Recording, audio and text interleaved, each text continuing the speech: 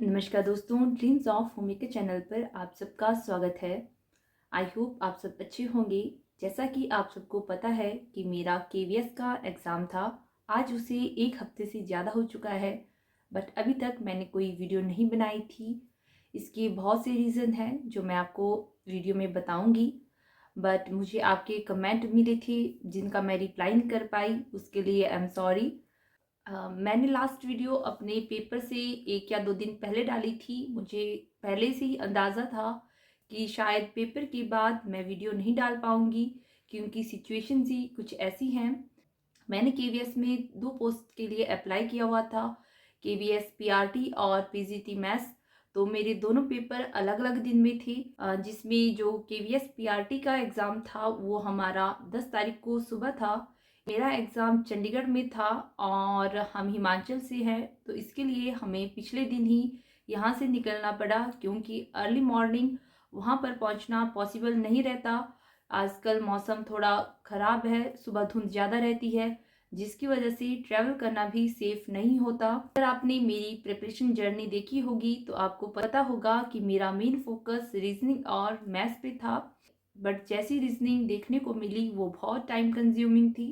ऐसा नहीं है कि मैंने प्रैक्टिस नहीं करी है, मैंने रीजनिंग की काफ़ी प्रैक्टिस करी थी। उसके बावजूद भी रीजनिंग ने मेरा काफ़ी टाइम कंज्यूम किया। मैंने जब टाइम की ओर ध्यान दिया तो मेरा अप्रॉक्सीमेटली 1 आवर रीजनिंग में ही चला गया था, जिसके बाद मैं थोड़ा स्ट्रेस हो गई, क्योंकि मुझे अभी मैथ्स भी करना था, उसके साथ ही बाकी सब्जेक्ट भी रहते थे। तो सबसे पहले मैंने मैथ्स में उन क्वेश्चन पे नज़र डाली जो मैं इजीली कर सकती थी, मैंने उन्हीं को अटैम्प्ट किया। बाकी जो मुझे लग रहा था कि टाइम कंज्यूमिंग है, उन्हें मैंने रहने दिया कि बाद में कर लूँगी। जो मैंने खुद नोटिस किया है, मुझे ऐसा लगा कि केवीएस पीआरटी और पीजीटी दोनों में ही जो रीजनिंग और मैथ था, क्वेश्चन थोड़े टाइम कंज्यूमिंग थे। ऐसा नहीं है कि मैंने प्रैक्टिस नहीं करी थी, मैंने काफ़ी प्रैक्टिस करी है, क्योंकि मैं चाहती थी कि मैं इन दोनों पोर्शन को पूरा अटैम्प्ट कर सकूं। इसके बावजूद भी मुझे खुद लगा कि क्वेश्चन बहुत टाइम ले रहे हैं, एक क्वेश्चन को सॉल्व करने में बहुत टाइम जा रहा है। पीआरटी वाले दिन मैंने जब रीजनिंग स्टार्ट करी तो वहाँ पर मैं एक डायरेक्शन वाले क्वेश्चन में जाकर फंस गई।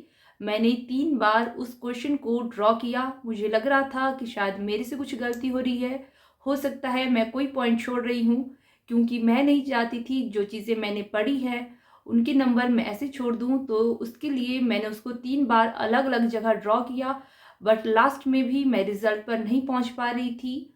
जो मेरा आंसर आ रहा था वो बहुत छोटी वैल्यू थी, और जो ऑप्शन में गिवन थे वो बहुत ही बड़ी वैल्यू थी।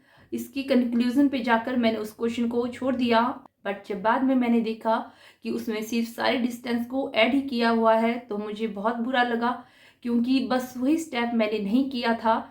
मैं सोच रही थी कि एक बार डिस्टेंस को ऐड कर लेती हूँ, बट मुझे ऐसा लगा कि ऐसा कैसे हो सकता है कि सारे ही डिस्टेंस ऐड करने को आ जाएं, बट एक्चुअल में हमें डिस्टेंस ऐड ही करने थे। इसके साथ ही मैथ्स भी काफ़ी टाइम कंज्यूमिंग था। रीजनिंग ने मुझे इतना परेशान किया कि मेरा 1 घंटा कब निकल गया मुझे पता नहीं लगा, और जब मेरा ध्यान टाइम की ओर गया तो अप्रॉक्सीमेटली 1 आवर निकल चुका था। उसके बाद फिर जब मैं मैथ्स का पोर्शन करने लगी तो मैंने सोचा कि जो क्वेश्चन एक बार में देख के लग रहे हैं कि ईजिली हो जाएंगे उन्हें करूँगी, और जो टाइम कंज्यूमिंग लग रहे हैं उन्हें मैं बाद में करूँगी।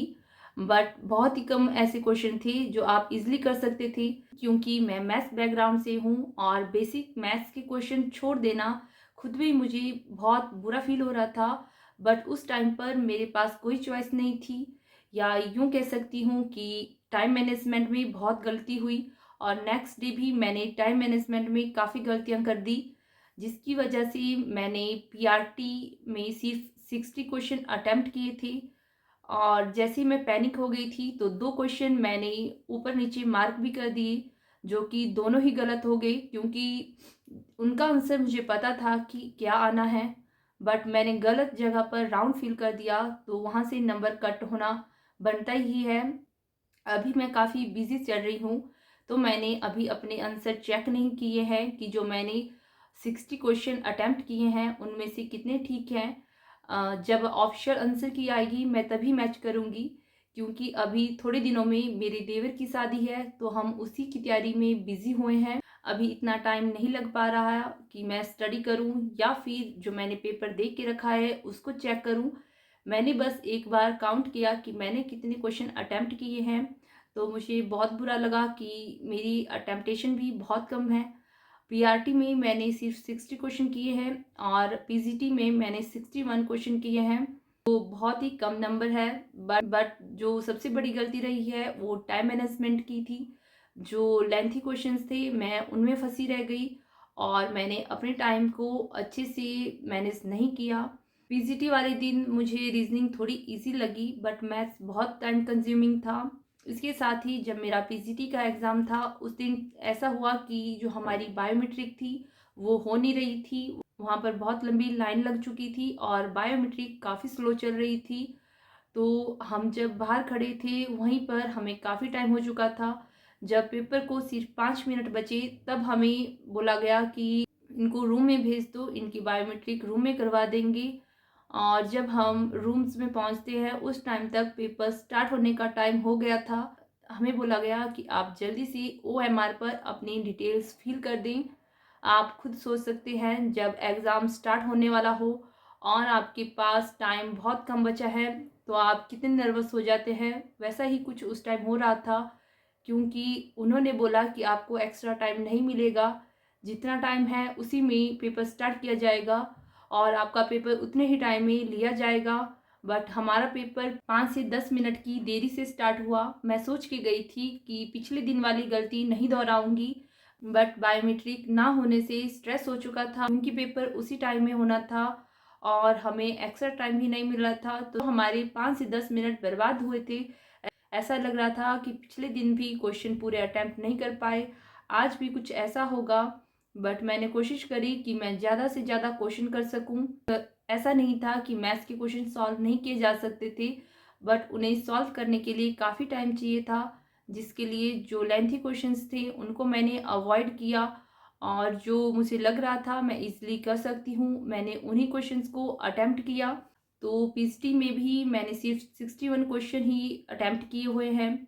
अभी तक मैंने वो भी चेक नहीं किए हैं कि उनमें से कौन से सही है और कौन से गलत, क्योंकि मैं ये नहीं कह सकती कि मैंने सारे क्वेश्चन सही किए हैं। बट मैंने कोशिश यही करी थी कि जो क्वेश्चंस मुझे नहीं आते हैं उन्हें मैं अटेम्प्ट ना करूं, क्योंकि ईएमआरएस में भी मेरे साथ कुछ ऐसा ही हुआ है। नेगेटिव मार्किंग की वजह से मार्क्स काफ़ी कम हो चुके हैं। तो इस बार जहाँ पर मुझे डाउट हो रहा था कि ये वाला आंसर हो सकता है, मैंने उसे भी छोड़ दिया क्योंकि मैं रिस्क नहीं लेना चाह रही थी। क्योंकि मुझे पता है कि नेगेटिव मार्किंग से कई बार बहुत ज़्यादा नंबर कम हो जाते हैं और मेरा तुक्का हमेशा गलत ही होता है। इसलिए जब मुझे डाउट हो रहा था उन सारे क्वेश्चंस को मैंने स्किप कर दिया और कुल मिलाकर मैंने पीआरटी में 60 और पीजीटी में 61 क्वेश्चन अटेम्प्ट किए हुए हैं। इसके साथ ही अभी घर में बहुत सी तैयारियां चली हुई है। आप समझ ही सकते हैं कि घर की शादी में कितना काम रहता है। मैंने लास्ट टाइम भी केवीएस पीआरटी का एग्ज़ाम दिया था और जो चीज़ मैंने नोटिस करी वो ये थी कि एग्ज़ाम का लेवल काफ़ी हाई जा चुका है, क्योंकि पीआरटी में इतने टफ लेवल के क्वेश्चन नहीं आते थे। लास्ट टाइम क्वेश्चंस का लेवल इजी था, बट इस टाइम जो क्वेश्चन थे वो मुझे लग रहा था कि थोड़े हाई लेवल के हैं, या फिर हो सकता है मेरी तैयारी थोड़ी कम हो। आप सब मुझे कमेंट में बता सकते हैं कि आप सबका पेपर कैसा गया और आप सबको एग्ज़ाम का लेवल कैसा लगा।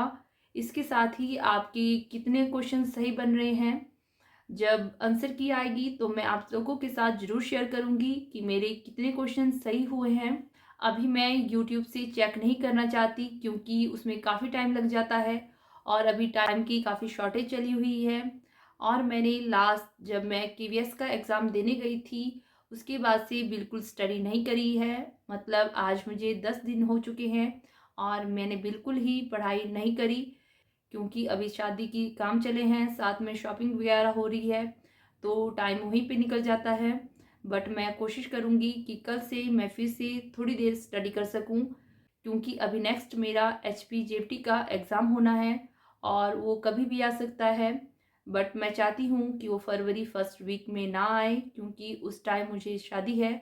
और अगर वो फरवरी फर्स्ट वीक में आता है तो फिर मेरी तैयारी बिल्कुल ज़ीरो होगी, क्योंकि शादी के टाइम पढ़ाई कर पाना पॉसिबल नहीं लग रहा। बट फिर भी मैं अपना टाइम मैनेज करने की कोशिश करूँगी। अगर आप भी HP JBT की तैयारी कर रहे हैं तो आप मुझे बता सकते हैं कि आपकी तैयारी कैसी चल रही है और आपको क्या लगता है कि HP JBT का एग्ज़ाम कब तक हो सकता है। तो दोस्तों, अभी के लिए बस इतना ही। मैं कोशिश करूँगी कि मैं फिर से अपनी स्टडी के लिए टाइम निकाल सकूँ, और अगर मैं स्टडी कर पाऊँ तो मैं आपके साथ अपनी स्टडी रूटीन फिर से शेयर करूँगी। बट फ़िलहाल मुझे ये इतना पॉसिबल नहीं लग रहा, बट फिर भी मैं कोशिश करूँगी। आई होप आपको मेरी आज की वीडियो अच्छी लगी होगी। अगर वीडियो अच्छी लगी है तो प्लीज़ वीडियो को लाइक एंड शेयर करें और चैनल को ज़रूर सब्सक्राइब करें। And thank you for watching and please keep supporting